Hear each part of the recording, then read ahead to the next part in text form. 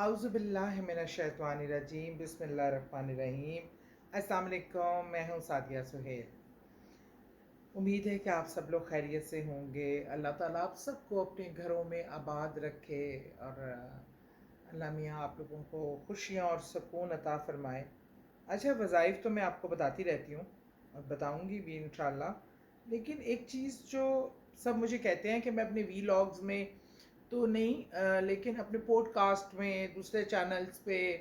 واقعات اور چیزیں سناتی ہوں۔ یاد ہے آپ کو جب میں نے اپنا وی لاگ شروع کیا تھا تو سٹارٹ میں نے وہ واقعات پہ ہی کیا تھا، وہی ڈیمانڈ تھی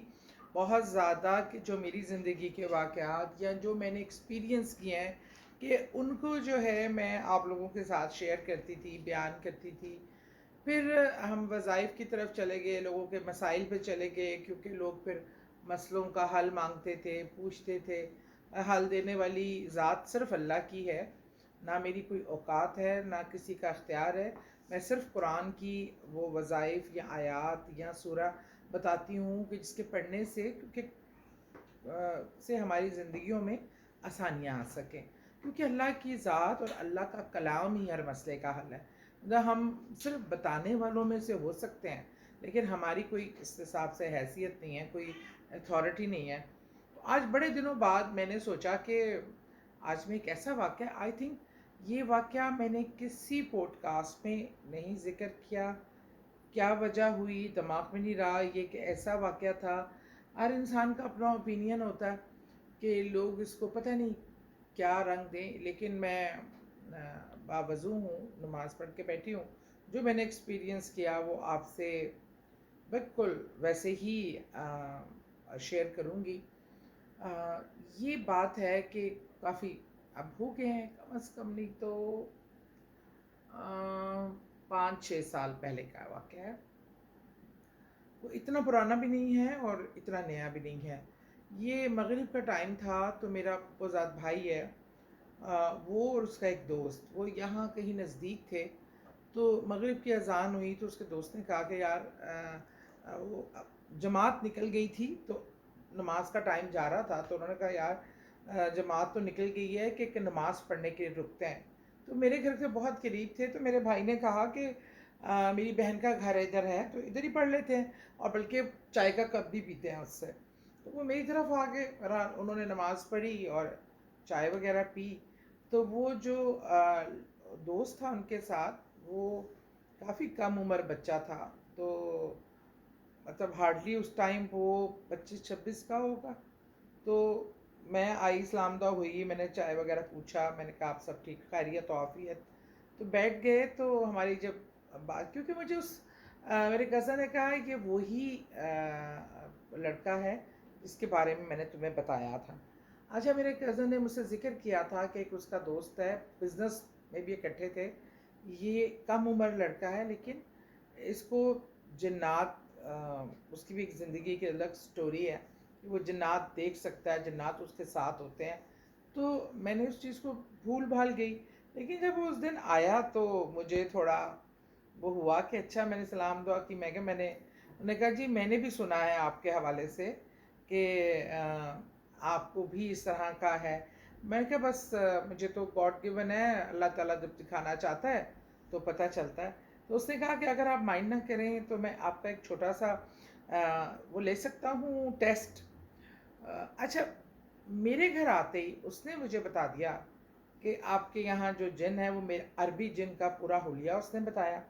اس کا نام بتایا، اس کی ایج بتائی کہ وہ یہاں پہ ہے، دبئی سے ساتھ آیا ہے، اور اس کی یہ حلیہ ہے، یہ ایج ہے، اور اس کا یہ نام ہے۔ اچھا، یہ کیونکہ یہ میں نے نہ کسی پوڈ کاسٹ میں بتایا ہوا ہے، اس ٹائم تو خیر میں پوڈ کاسٹ کر بھی نہیں رہی تھی، اور کوئی ایسی چیز میں نے کہیں ذکر نہیں کی، نہ کسی کو میرے علاوہ پتہ تھا۔ تو that was surprising for me, اور مجھے لگا کہ اس کی بات میں دم ہے۔ تو اس نے کیا کیا کہ کہتا میں نے تو اپنا آپ کو بتا دیا، اب میں کچھ جنات کو آپ کے ڈرائنگ روم کے آپ کے گھر میں یا آپ کے ڈرائنگ روم میں جو میری نظر کے سامنے تھا جگہ، کچھ مختلف جگہوں پہ کھڑا کرتا ہوں، آپ مجھے بتائیے کہ وہ کہاں کہاں کھڑے ہیں۔ میں کہا ٹھیک ہے دیکھ لیں، میں کہا یہ اللہ کا ہے، مجھے محسوس ہو گیا تو میں ٹھیک ہے، نہیں ہوا تو میں کچھ کہہ نہیں سکتی۔ بہرحال اس نے 3 جگہوں پہ جنات کو کھڑا کیا، اور اللہ کے حکم سے، اور میں نے وہ تینوں جگہ مجھے پتہ چل گئی، میں نے بتایا اس کارنر میں کھڑے ہیں، ایک کی تعداد ایک ہے، ایک دو کھڑے ہیں، اور یہاں ایک میل اور فیمیل ہے۔ تو وہ کہا یہ تو واقعی کہتا مان گیا ہوں، بالکل ٹھیک ہے آپ کا۔ اچھا، مین وائل میرے کزن ہیں، وہ یو کے میں ہوتے ہیں، تو ان کا کال آئی ہے میرے دوسرے جو بھائی میرا ساتھ آیا ہوا تھا اس کو، کہ یار میری نا طبیعت بہت خراب ہو رہی ہے، اور میرے سینے پہ بہت زیادہ برننگ اور وہ تکلیف ہے، تو وہ بلکہ اسی کو کہنے کے لیے کہ اس سے پوچھو کہ یہ، کیونکہ کچھ اثرات وغیرہ کا معاملہ تھا، کچھ چیزوں کا معاملہ تھا۔ میں نے کہا جی اچھا، میں آپ کو بتاتا ہوں۔ اس کے بعد کیا ہوا، مجھے اس نے کہا کہ آپ نے ایک روحانی ایکسپیرینس کرنا ہے میرے ساتھ، اسپریچول جرنی کرنی ہے۔ میں نے کہا آپ سمجھتے ہیں کہ میں کر سکتی ہوں، میرے میں اس حد تک ہے؟ کہتے نہیں، انشاءاللہ آپ کا جو اللہ نے ویژن دیا آپ کر لیں گی، بس یہ ہے کہ کچھ بھی ہو جائے جب تک میں نہ کہوں آپ نے آنکھیں نہیں کھولنی۔ اچھا، میں نے آنکھیں بند کر لیں۔ اس کے بعد میں نے اس دوسرے ہی لمحے خود کو اپنا جو یو کے میں میرے کزن ہیں، میں نے ان کا گھر نہیں دیکھا ہوا تھا، اور کیونکہ میں یو کے اس سے پہلے گئی تھی، میرے بعد وہ لوگ وہاں سیٹل ہوئے ہیں، تو میں نے ابھی ان کا گھر نہیں، آج کی ڈیٹ تک نہیں دیکھا ہوا، نہ کسی ویڈیو میں، نہ اس طرح۔ تو وہ میں ان کے ٹی وی لانچ میں کھڑی ہوں، میرے بھائی بیٹھے ہیں اور وہ گھبراہٹ ان کو ہو رہی ہے۔ تو یہ کیا ہے، اس نے ان کا نا، یہ وہ ان کو نہیں ہم نظر آ رہے، انہوں نے ایسے کر کے سینہ جیسے چاک کرتے ہیں، اور باقاعدہ لگ رہا ہے یہاں پہ کوئی آگ کا گولا پڑا ہوا ہے، اس نے کچھ پڑا ہے اور اس طرح پھونک ماری ہے، تو وہ بالکل آگ بجھ کے نارمل کلر آ گیا ہے۔ تو اس نے پھر کچھ پڑھتے ہوئے ایسے بند کیا، اور پھر اس نے مجھے کہا کہ آنکھیں کھول لو۔ میں نے دیکھا تو اچھا، اب ہمارے بھائی دوسرے کزن کے ساتھ فون پہ ہولڈ پہ، مطلب فون پہ تھے، فون بند نہیں ہوا وہ۔ تو انہوں نے کہا کہ اب آپ کو کیسا محسوس ہو رہا ہے؟ انہوں نے کہا مجھے تو بہت ایسا لگ رہا ہے جیسے کسی نے آگ بجھا دی ہے، بالکل ٹھنڈ پر ڈل گئی ہے۔ اچھا، اب مجھے انہوں نے کہا کہ مجھے اس نے کہا تھا تم نے نا دیکھنا ہے کہ کیا کیا چیزیں ہیں، انہوں نے کس کلر کے کپڑے پہنے ہوئے ہیں، میں نے وہ سب چیزیں نوٹ کی۔ پھر میں نے ان سے بات کی، میں کہا بھائی جان آپ اس ٹائم کالے رنگ کے لیدر کے صوفے پہ بیٹھے ہیں، آپ کی شرٹ کا کلر یہ ہے، آپ کے سامنے ٹی وی اس سائڈ پہ لگا ہوا ہے۔ تو وہ حیران کہتے کیا باتیں کر رہی ہو تم، کیونکہ وہ وائس کال پہ تھے، ویڈیو کال پہ نہیں تھے۔ تو میں نے کہا بھائی جان بس کچھ نہیں، میں نے پوچھنا تھا یہ سب چیزیں ہیں؟ کہتے ہاں۔ تو بہرحال وہ ایک سفر وہ ہوا، بڑا ایک حیران کن تجربہ رہا میرا۔ اچھا، اس کے بعد ایک اور بات ہوئی، میں نے ان سے پوچھا کہ اب ہم لوگ جو لوگ اس دنیا سے چلے جاتے ہیں، جنات اس کو بھی ملنے کی کوئی مدد کر سکتے ہیں؟ اس میں کہا تم مددگار ہو سکتے ہو؟ کہتا ہے اچھا، آپ بتائیں کہ آپ کی ایسی کوئی حسرت جو پوری نہ ہوئی ہو اور آپ کرنا چاہتی ہو۔ اصل میں آپ کو پتہ ہی ہے، سب کو میں نے ذکر کیا ہوا ہے کہ میری 2 والدائیں، بلکہ 3 والدائیں تھیں۔ ایک تو کافی ٹائم پہلے ابو کی کزن تھی، ان کا انتقال ہو گیا تھا، اور پھر ہماری والدہ، اور پھر ایک ابھی میری والدہ جن کا انتقال ہوا ہے، پالنے والی وہی تھیں۔ میری والدہ کا بھی چھوٹی عمر میں انتقال ہو گیا تھا، اور مجھے ان سے مل نہیں سکی تھی میں۔ تو وہ